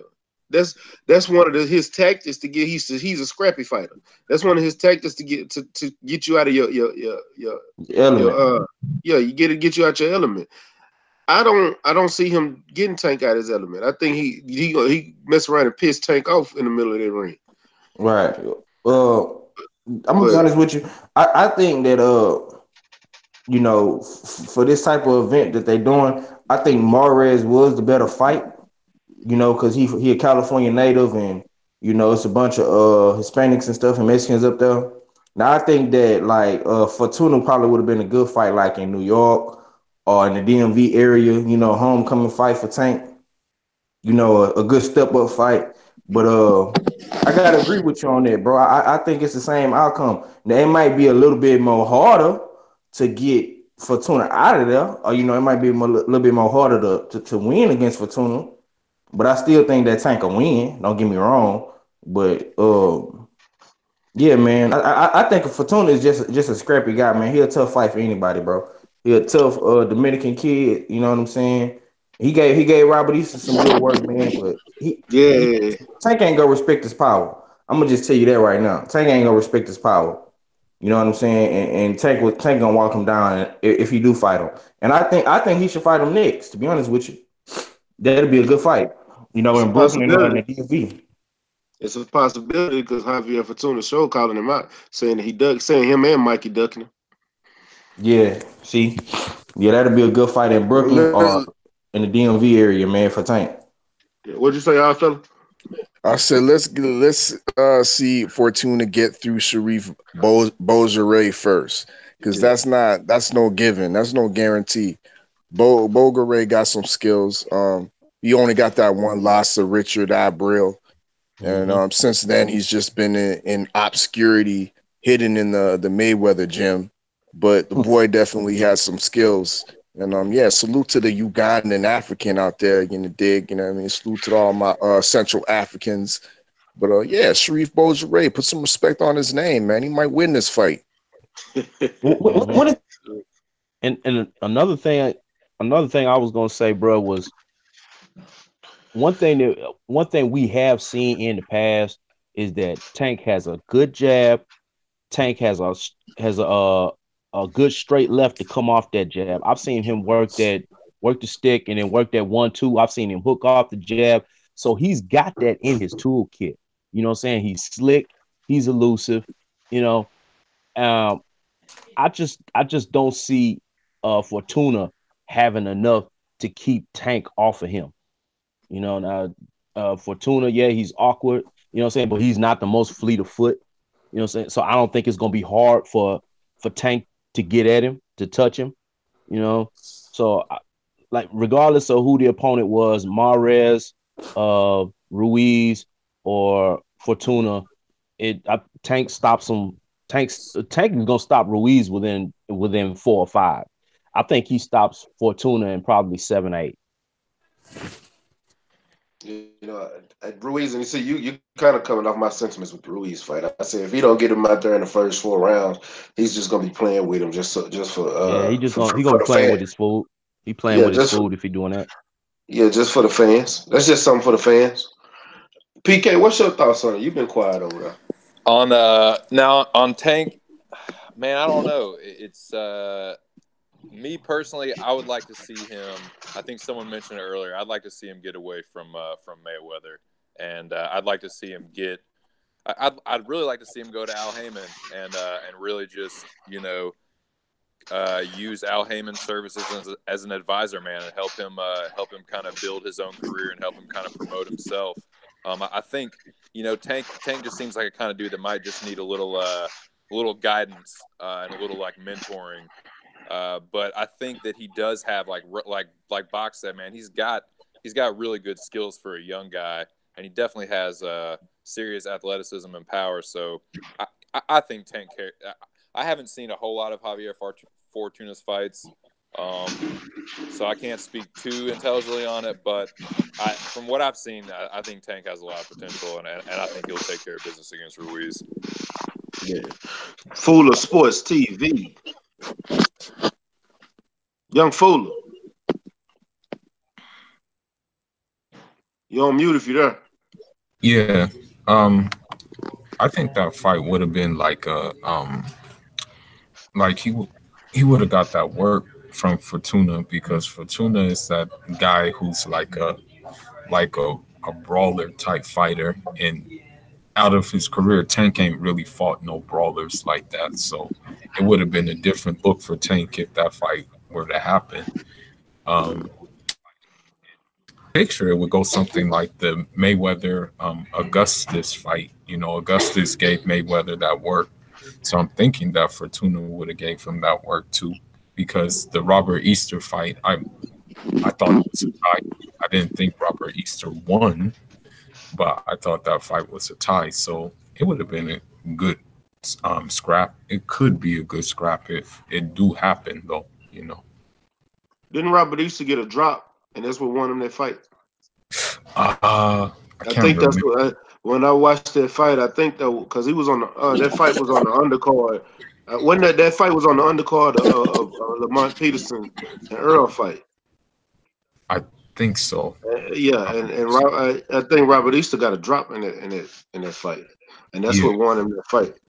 Yeah, but he didn't look too good. Robert Easter didn't. Fortuna didn't let Robert Easter do what he wanted. So yeah, it would have been a good fight though if it were to happen. And Lawrence Williams says it's too late. If Fortuna wins this fight, he fights for the 135 WBC eliminator versus the Russian guy. Tank missed out. Lawrence, I hear you, but it's talking about Tank ducked him and Mikey ducked him. So I can't say Tank missed out if he's out there in the public talking about Tank ducking him. I, I think he's all. I think he's gonna get him. And Body Snatcher return said he didn't drop him. Okay, I'm trying to remember. You know, it's been a while. I didn't go back and rewatch that fight. You know, it was just the fight that I watched when I was watching the Earl fight that time. Hey, I'm sorry to keep asking questions, man, but has Tank said how long he's going to stay at 130? Like, He's supposed to be moving up after this fight. After this one, okay, thank you. Yes, that's what he said anyway. Robert Easter said he was moving up to 140, but he just made another fight at 135. So go get There's that some killers Lomo at smoke. 140 though, man. There's some straight killers at 140. You know what I'm it saying? really is. I can't even knock it. It is. It really is. I really want to see Barincek fight again, man. I wanted to see Barincek Josh Taylor. I think that was going to be a hard ass fight for Josh Taylor. I really do. I know. I believe Josh Taylor agree. win that. I believe Josh Taylor win that fight, but he ain't gonna come out there fight unscathed. He's gonna be hurt. He wouldn't. He would be hurt. But I'm just telling you, man. You look at what Josh Taylor's doing, especially if you'd have had that fight. There's nobody with his resume, man. Mm-hmm. There would be nobody at 140 with his resume, man. To me, it just put all these fights, especially if you'd have got this last fight. I mean, that's you are you R2D2 Kelly. I didn't hear nothing you said after if he especially if he won that last fight. Yeah, said if you're the one that's currently coming up fight, unfortunately, I hope it still happens, but I don't think it will. These kind of fights prepare him to dominate the division because of his resume, man. He's fighting the best fighter. I mean, even though he you still R2D2. That's how you R2D2. It's like you clear for 1 second, then it start tripping, but then you clear it up right then. Okay, is it better now? Yeah, you good. Hey, Body Snatcher said good interview with Luis Ortiz, and he said, "How can Fortuna say Tank is ducking him after his last performance and dive in that Hey, like I said, man, I'm gonna ask some questions. If I can catch up to these dudes, man, I'm gonna ask questions, man. Yeah, man. On Saturday, because I want to get some answers. But I'm just telling you, I got a little birdie that fight. It don't mean it's true, because that's why I'm gonna ask. I'm gonna find out. But a little birdie was passing me that fight was offered to Tank, and let's say it just didn't happen. That's all I'm saying. So, hey, but here's a question: if Tank does move up to 140, is it 140 he'd be moved? He's at 135 right now, right? Or is he at 130? Tank 130. Yeah, Tank at 130. He's gonna move up to 135. 135. Okay, go get that Lomo smoke. All right. Oh, never mind. That alleviates that question. You need to stay away from 140, man. I'm just telling you right now. Yeah, I agree. I agree, because 140. A couple of those guys at 140 can move up to 147 and be in the top tier right now. Yeah, Josh Taylor, Regis Prograde, when they end on fight night, be weighing like 156. Yeah. Come on. Regis Prograde already said he's moving up to 147. He wants that Crawford smoke. He's been wanting that. He's been calling out Crawford for about a year or so. He been wanting Crawford. He wanted Crawford when Crawford was at 140. He said Crawford been ducking it. He wants that Crawford smoke. I don't think he'll beat Crawford, but I think he wants that Crawford smoke. Sorry, Kurt. Go ahead, PK. No, go ahead. Well, I was gonna say, I really wanted to see that Prograde Josh Taylor fight, man. I think they're the two best at 140. I don't really see anybody else that can really challenge those two. And man, if Prograde's moving up to welterweight, that's pretty cool. But I really want to see him and Taylor fight. I agree with you. I agree they are the best at 140. So the only person Barincek is the IBF champion, and I think he's number 3 in my eyes at 140. He's the third best fighter at 140. And Maurice Hooker is he's proving me wrong right now, because at first he was just I don't know what to say. He was a disappointment. Then he started to come out. He's starting to look better and better. That last fight he looked great against Alex Saucedo. Even after getting dropped, he looked great. But they coming along. I'm glad you said that. Stay ready. I'm glad you said that, because it's gotten to the point where I don't know. I mean, you can't count on Maurice Hooker no more at 140, man. And I can't count out Jose Ramirez either. Jose Ramirez has gotten a lot better. If you look at his last, he's a damn good fighter. I can't take nothing away from him. But can he beat Prograis, Josh Taylor, or Barichick? No.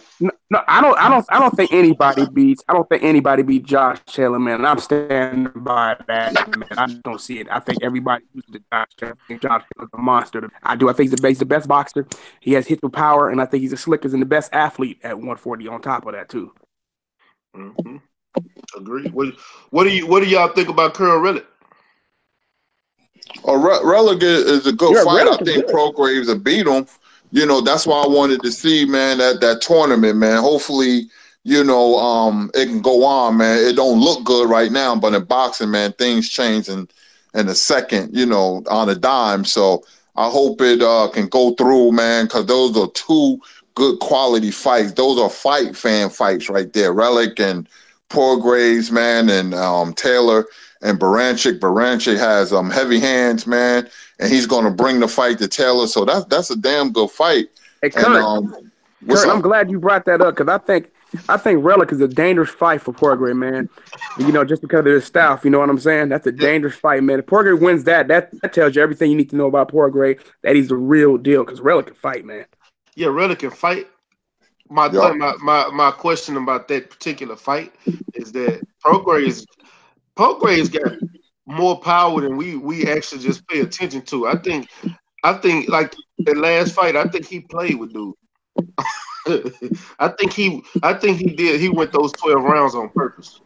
Terry Flanagan's tough too. He only lost to Maurice Hooker before that. Yeah, Terry Flanagan's a tough bastard, man. He is.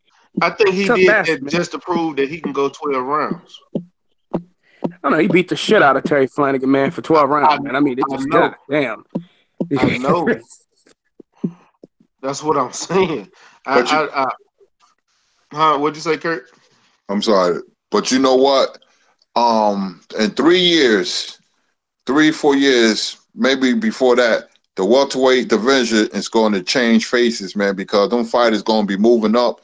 And I got a feeling Crawford ain't going to be around that long, man, you know, just by his demeanor, you know, and it's going to be like the Prograis at 147, Taylor, Josh Kelly, and the man who I predict is going to take over the division will be Jaron Ennis.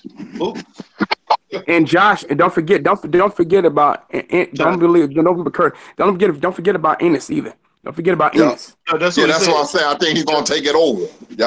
Yeah, I agree. And then you still got a little Josh Kelly that we still worried about, even though he really ain't showed a lot. But he's coming up the rankings fast. He moved. I just moved up to 154. Oh, he moved up? Yep, he just moved up to 154. I think that was a bad move. Oh wait. Yeah.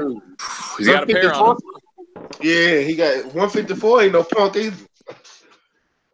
Oh, I think that was a bad move. No, that's it. Now he's like that. I guess when I told he want to go after Hyman McGee, that's what I was told.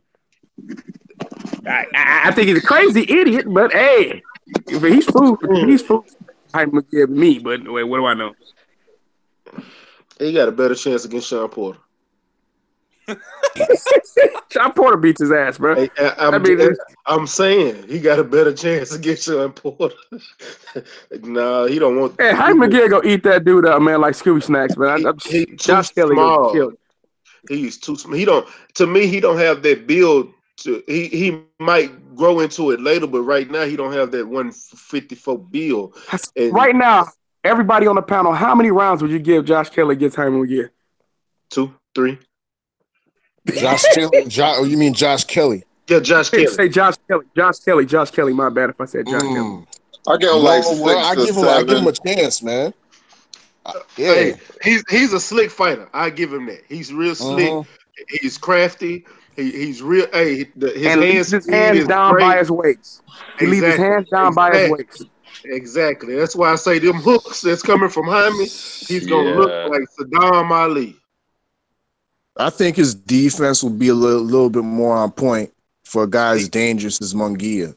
He hasn't fixed that yet, though. Oh, he's the same guy, man. To fix it. Who's he fought, really? other than Carlos Molina. He is who he is, man. Most of these dudes don't really make these kind of changes, man. I just don't see it. I mean, if he was going to do that, you would start to see it in his last couple fights, and he hasn't. So he is who he is. His idol is Roy Jones Jr., and he's going to continue to fight that way.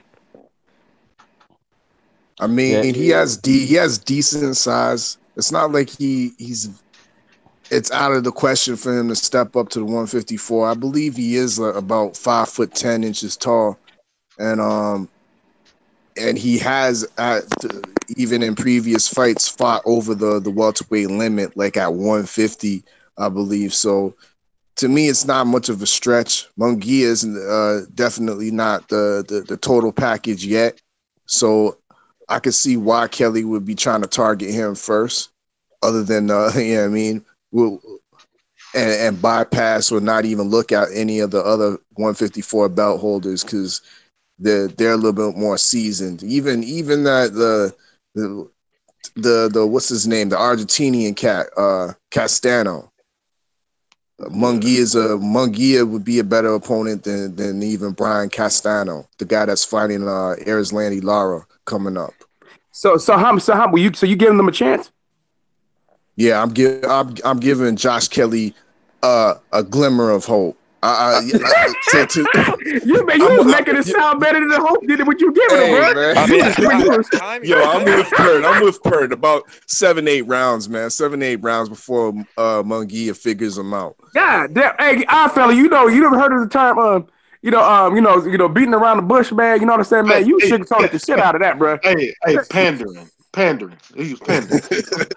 Jaime Munguia has like 3 or 4 times the pro experience of Josh Kelly. I don't know why he's moving up to light middleweight. Jesus Christ, that's crazy. I see why he's moving up to light middleweight, man. Because ain't nothing really moving at welterweight. But he was climbing up in welterweight, like he really was. Matter of fact, let me go look it up because I remember he was all right. Yeah, I don't know. He's ranked number 7 right now in the WBA at welterweight as of right now. Mm-hmm. He was moving up. Like he had some promise. Like he was doing what he had to do. Then is it a DAZN situation? Because Eddie liked them in-house fights. That's possible because he's on. Look, Josh Kelly is 8-0 with 6 knockouts. Yep. Yeah, and to go against Jaime Munguia, man. God, yeah, that's dangerous. Yeah, I don't know if I would have. Well, I know I wouldn't have suggested him go off Jaime Munguia off the rip. You know what I'm saying? Going into 154, but I do see why he was going up to 154, man. Because right now everything's still bottlenecked at the top. Well, they said he couldn't make weight no more. That's the word I was told. He couldn't make weight anymore, so he had to go.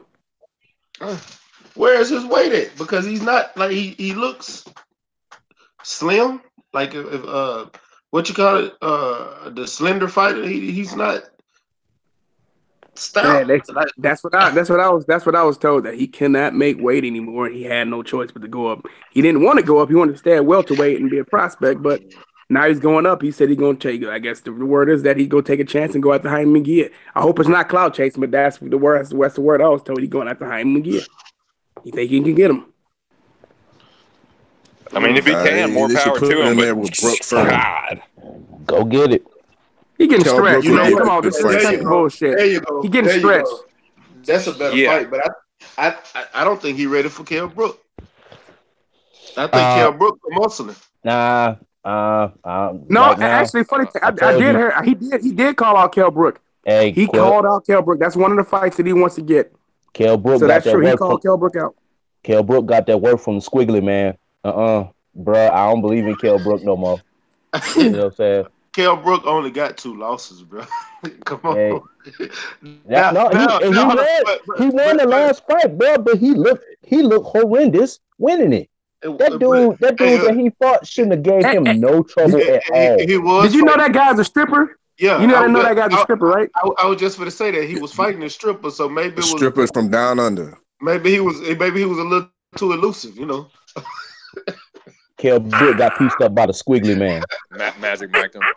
Yeah. No, I think Josh Kelly will be okay taking that fight. He Hey, got pieced up by a guy wearing a Speedo. hey, Oh, man. Lawrence Taylor said Kelly was rushed to the hospital in his last fight in December. Even after he knocked out, well, he got a TKO against him, but even damn. What was he rushed to the hospital for? Yeah, hey Lawrence, what was he rushed to the hospital for? I think it's Trigger in dehydration. the ass. Hey, Alex Santos also say Alex Santos says Kelly is food in mid to upper 150 for 147, but Josh Kelly will end up fighting Sam Eggington later this year. He said, but he should fight Curtis Stevenson. Now that might be an interesting fight. That would Curtis Stevenson, I think it would be an interesting fight. But You know what as I'm saying? far as him fighting, As shitty as Curtis Stevenson is right now, I think at Josh Kelly, I think Curtis Stevenson flatlines him, man. I mean, I think it's true. I think he's a prospect. He's a prospect to me, Josh Kelly. To me, he's a prospect to me.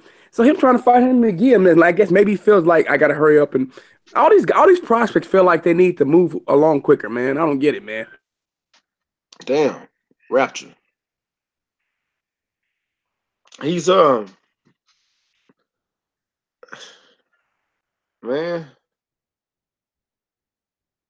I don't know. There you go. There go everybody. Hey, Everybody stay back. ready. How would you feel if Josh Kelly came and fought? If he fought him again in Houston again, would you go? I would. I actually would.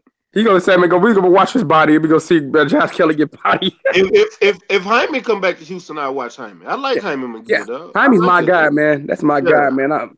He ever Bro. fight in L.A. again? I'm going. When he fought, bro, he shocked the shit out of me the way he beat. I thought it was gonna be a good fight, and I thought it'd be a close fight. I did not expect him to do Saddam Ali like that.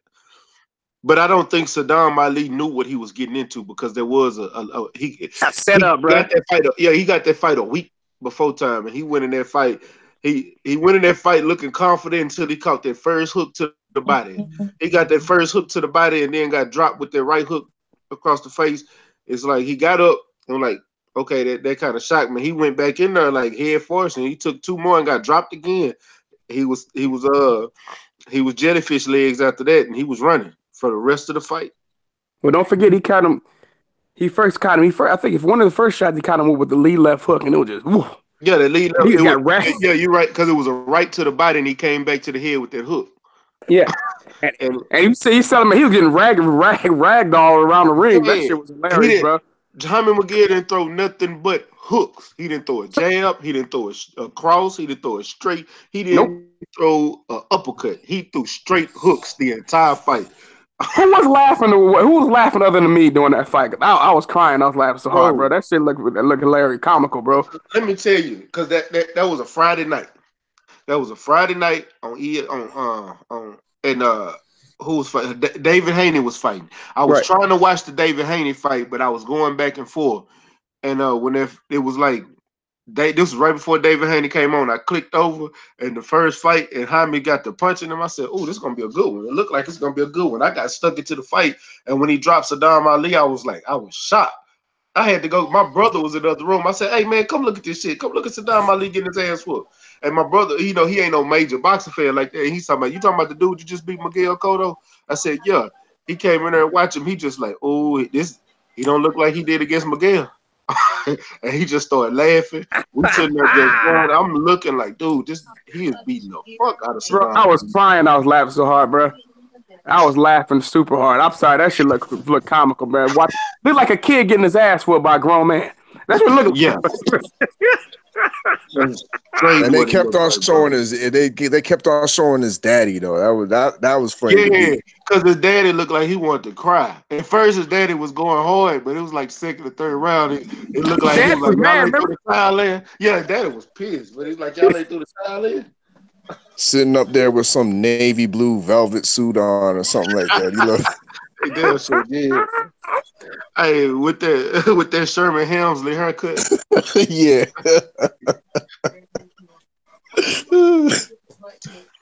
Damn, that was crucial, man. I'm just trying to. You know what? That's who Josh Kelly need to fight right there. Saddam Ali. Y'all True. trying to protect him. True. Why y'all trying to protect him from my boy Jaime, man? Put that motherfucker in the ring with my boy. He called him out. Yeah, put him in there. But I think if you want to step up fight, Jaime McGill is still talented enough to give him some work, and it's still a name to be a step up fight. 12 rounder. They need this morale boost right now. Hey, Kurt, what do you think about that fight, Kurt? Between Josh Kelly and Saddam Ali? Yeah. No, I'm talking about Jaime McGill. Oh, no, I like Munguia, man. Kelly, he needs more work, man. I don't think that's a good styles matchup. You know, he leave his hands down, think he Roy Jones and all that, who he look up to and stuff. So, I think I'll stay away from Munguia. If I was Kelly's handlers, man, go in another direction, man, especially moving up to 154.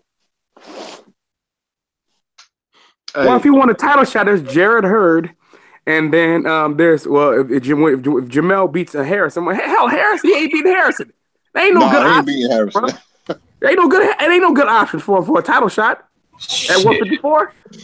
You said Jared Hurd. That nigga would get blasted by Jared Hurd. God, Jared Hurd would crush him, dude. Jesus Christ. The dude would get blasted by Jared Hurd.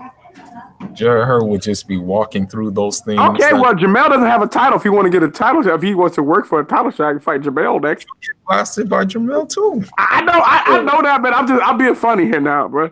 I don't even want to see that because you know why I don't want to see that because you know Jamel gonna be mad. You know what they're gonna talk about when Jamel beat him.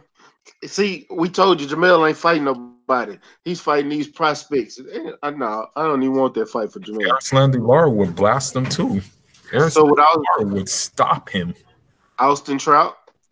I got one for you. Who is Lubin or Kelly? That's actually a pretty good fight. That's a good fight. Lubin. That's a good fight. I was gonna say that's a dangerous game keeping your hands down around Lubin. Yeah, Lubin gonna flatline his ass with his mouth turned to the side, his head turned to the side, drooling. That's what I see happening for Kelly. Man, he needs to get beyond that. He don't have them kind of reflexes. He has those reflexes against slow ass UK dudes, man. Okay, what about John Jackson? I don't know about that. I don't think he's ready for anybody. Me personally, I think he was doing the right thing by being brought along slowly, and he started to come get sparring in the United States. I be honest with you, Josh Kelly to me is probably 10, 15 fights away, in my opinion, man. I really believe he's that far away. Just my opinion. That's not crazy either. You should put him in there with guys that have already lost to some of the belt holders. That's why example being, Saddam Ali, but there's another one out there, a domestic beef, so to speak, Beefy Smith. Liam Beefy Smith, he could go in there. Liam will beat his ass, man. Liam will beat his ass. Beefy, no, and Beefy wins. No, Beefy is he's trying to get that boy knocked out in front of his people, man. Yeah, whole time. Hey, you know what? Hey, that's his stablemate. That is his stablemate. Beefy would turn him into a beef patty. Hey, man, haven't y'all? Hey, that's a good one. Hey, Ted Cheeseman. Hey, he talking about Ted Cheeseman, you guys. Yeah, Alex said Ted Cheeseman ain't shit. Because Ted Cheeseman was talking shit like he up at 160, ain't he? No, 154. He at 154. He was talking about he was gonna fight Jared Hurd if he would have won last Saturday. Man, that motherfucker, you said you a fucking bum, man. I'm not trying to be funny, but Ted Cheeseman's a fucking bum who uses his space for defense. You watched that fight on the DAZN? You got the DAZN now? No, I still haven't gotten it yet. I'm waiting for Danny Jacobs to Canelo out. I went ahead and got it, man. Oh, okay, you got it. Cool. Hey, check out that my homeboy Barack on that hoe, bro. That Barack go off on that, man. All right, because my boy just fought on there. That's why I had to get it. My boy just fought on there, so I got it. Jaime McGill was on that. I'm so mad that I didn't get it because Jaime McGill is one of my favorite fighters. I wish I would have had it. I'm surprised you ain't got it, bro, because they got all his fights on there. I know. I'm gonna be watching. I'm gonna be watching it when he fight because y'all know he my guy, man. Y'all know he my guy. Yeah. One Because thing about yeah. it though, they gonna keep them active, bro. That's one thing I gotta give credit for under the zone. They being consistent. Just like they got Tevin Farmer fighting, staying active. That's what we preach that shit. You know what I'm Yeah, saying? they got Jarrell Big Baby Miller staying active. Hey, did you talk about the Anthony Joshua payday, 32 million, bro? Nah, I didn't even bring it up. Yeah, nobody believe that shit. Yeah. That payday doesn't exist. That Yeah, payday doesn't because exist. you give him 32 million, how much you gonna give Big Baby Miller? Exactly. They said Big Baby Miller may get 7-8 million. That's what Blue Blood was saying today. They may get Big Baby Miller 7 million. I'm like, if Anthony Joshua getting 32 million with no name recognition in the United States, how much you got to pay Wilder? Shit, Wilder, you got to get Wilder what 100 million? Send me a shit. If I'm Wilder, like, man, I better be getting at least 2.5 times as much as this motherfucker. If you getting 32 million, I actually have name recognition and I get views. So you better be paying me very, very handsomely. Wilder should go see what they'd offer. It's no other boxer that gets their knockouts viewed on YouTube more than Deontay Wilder. None. Agreed. Not one. I'm just still fighting now. I ain't gonna say the past because I can guarantee you probably Tyson, Ali, and those guys and Roy Jones get more views than Wilder. But as of right now, active fighters, there is no fighter that gets more views than Deontay Wilder. I don't even have to, for Roy Jones, I don't have to see Roy Jones knock people out. Just see him taunting motherfuckers in the ring this week. I saw that motherfucker doing the gallop in the ring and then slap the nigga with a left hook, man. Yeah, that was old dude with the dreads, wasn't it? Yeah, the one dude with the dread. That nigga was galloping in the ring and they hit that nigga with a left hook. Yeah, man. Yeah, that's his name. That was his exact name. Because he sat there and then he was playing with him. Then all of a sudden he was dancing. Dude wanted to dance with him. And he okay, bye. He caught him with a 2-piece. I'm like, oh, he did that for 12 rounds. I know. Yeah, you got these dudes over there trying to act like that. Roy Jones Jr. Nobody can fuck with Roy Jones Jr. in his prime, man. Roy Jones Jr. in his prime is fucking ridiculous, man. I mean, just try to say, Joe Kawasaki did the right thing to stay away from him while he's in his prime. He would have got fucked up. Yeah, so he sure did. He waited him out. I'm not mad at him. I wasn't a Joe Kawasaki fan, no way. Roy was my guy. I like Joe Kawasaki, man, but what he did was pussy, though. What do you think about that, Kurt? He wouldn't fight. Bernard or Roy Jones. Yeah, he was smart because he knew he couldn't beat him. It wasn't nobody in that super middleweight class, man. So he was like, let me wait till they lose. Let me wait till it's the right time. So he was looking, he was looking at Roy and Bernard with binoculars on in the UK. Then he decided to come over here. I respect Ricky Hatton because he fought Mayweather, when Mayweather was undefeated, So Kawasaki, boxing about circumstances and timing.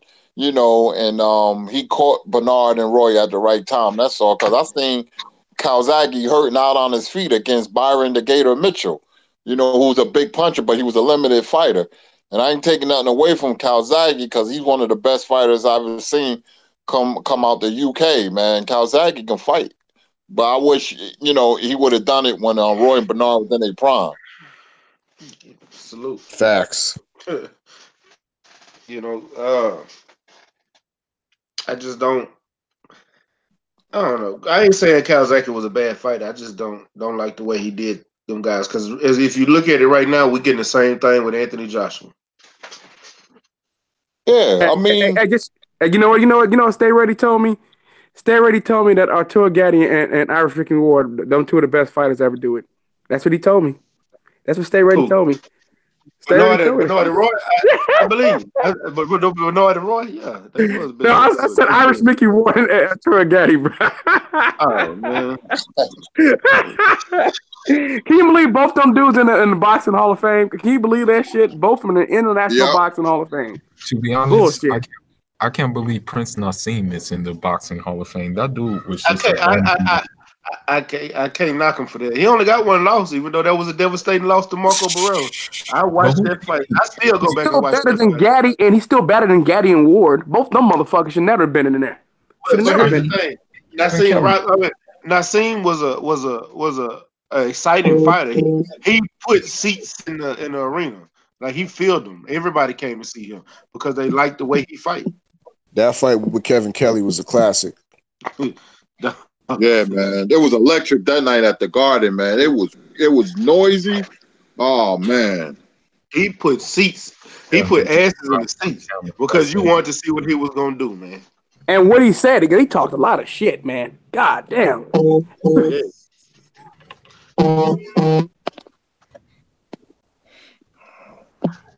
Man, it was. Hey, it's 6:58. I'm gonna go ahead and start getting some last words, man, because y'all know what time it is. I gotta hear my bro 78 go on while I get ready for work too. So, hey, Fuller, let me get some last words, my brother. Thanks, man. I appreciate you having me on, man. Always like rapping with the brothers, man.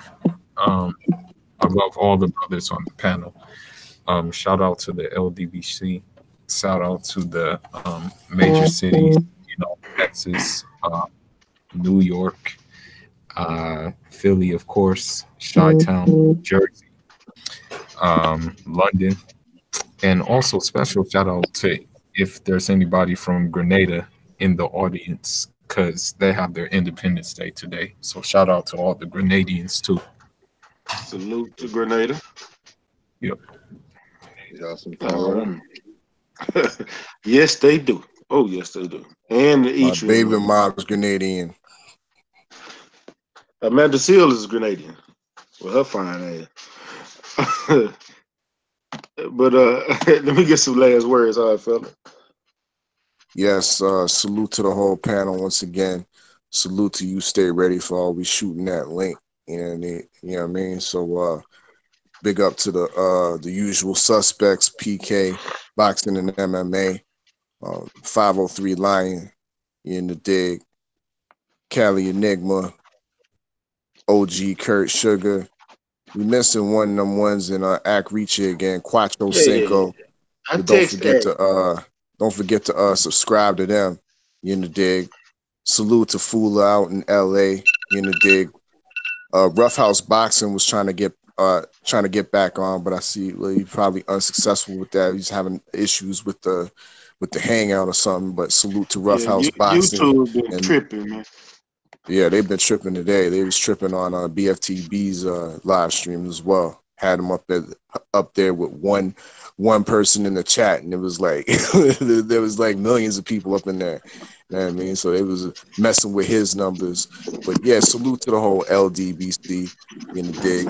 I didn't forget anybody. And breaking news, shout out to my little 3-year-old young odd fella who just called me up. That's why I dropped off the line real quick. He just called me to say he took his first crap on the toilet. So no more diapers and whatnot. You know what I mean? So salute to my little son, the young odd fella, in the dig. But yeah, it's your favorite Get Your Most Hated Off fella. And I'll be back for another live stream. And I'm Gizon. Already, man. I appreciate you coming, your boy. Again, happy birthday to the odd fella, man. Y'all know it's the odd fella's birthday. Respect, like respect, I said, dude. him and 503 a week away from each other. You know. Happy birthday, odd fella. No respect, Kurt Sugar. Already, PK. Let me get some last words, my southern brother. Odd fella, man. Happy birthday to you, brother. Mac, I appreciate you sending me the link, man. Salute to you and the usual suspects. Always great to be part of the boxing conversation. I learn something every time I come on here, man. So thanks again. Shout out to the mighty LDBC, man. And I'll catch y'all next time. Peace, everyone in the chat. Later. All right, peace, PK. Cali, let me get some last words, my brother. What's up, family? I already listened to the 7-8, but what's cracking, my man? Just thanks for letting me come on, man. I appreciate it, man. You know what I'm saying? As always, man. I'm out, bro. All right, man. I appreciate you, man. I appreciate you. Hey, Kurt Sugar, let me get some last word. Oh man, good live stream. Stay ready, man. And the panel, man, was fire. Everybody, give their opinions on this boxing game, man. And that's what it is, man. Peace to the chat. And like I always say, same bad time, same bad channel. I already salute to you. Kurt Sugar closes out. Oh, 503 line, 1/3 of the Houston hard hitter. 503. You're on mute if you're there. Yeah, Five. yeah, There you go. yeah, man. Salute to Stay Ready Boxing, man. Staying consistent with this boxing conversations. You understand me? I don't know what episode this is. You understand? But I know it's like in the 30s or the 40s or some shit, man. Salute to everybody that joined the panel today.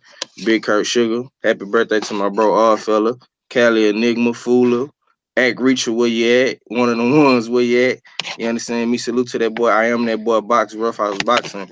Be sure to stop by the house, man. Salute to my brother Legendary. Top Cats. I don't know. I ain't get a chance to holler at bro today, but I know he out there working, man. You understand me? 1/3 of the Houston hard hitters, man. And yeah, man, just know we working. We got something big coming for you. Everybody on the panel be working. You know what I'm saying? Salute to my boy Real Breaker, Junior the Truth, the whole LDBC. Tune in to Big 78 up next. You know what I'm saying? And we gone. Yeah, salute. Salute. Hey, man, I appreciate everybody coming through, man. I'm gonna tell y'all, let me let the chat know now. Hey, what's that in the background? 503? Yeah, let me let everybody know. Come next week, I'm moving the time. Tomorrow is the last 5 o'clock day because I got to go back to second shift because graveyards is kicking my ass. I can't. I got to get out of graveyards for a little bit, but it's only temporary. It's only temporary because I think I'm gonna move the time to late night for 2 weeks. It's gonna be late night. So if any one of you guys want to take that 5 o'clock spot for 2 weeks, take it up for me. I'm gonna still come on late nights and get on this thing and chop up some boxing with you guys. But after that, I would probably be moving to 8 o'clock right after 78 go on, and I go on after the Smoke City Mobcast on Wednesdays. Because I'm trying to get this 10 to 7 o'clock schedule, but we're trying to get some things worked out right now. But I can't do this graveyard. This ain't for me. But yeah, I got to get the schedule down, man. But once I get everything going, I have a consistent time base again. But it's kicking my ass. But man, I appreciate everybody to come through. Y'all make sure y'all smash that like button. Hit that bell icon. Hit that bell icon so you can stay updated to my new content. And hit that subscribe button if you haven't. Uh, Appreciate all 12 people that dislike this video. You know, y'all do the same thing as the like button does. You eventually realize that. I appreciate that. Shout out to the LDBC Lions Den Boxing community. Shout out to New Media. Shout out to Black Media Row because we grind and we stay keeping consistent with the content. And I appreciate it. Salute to the panel. Salute to the chat. Y'all already know what it is. It's your boy Matt with Stay Ready Boxing TV. You ain't got to get ready if you stay ready. Right. Peace. Peace.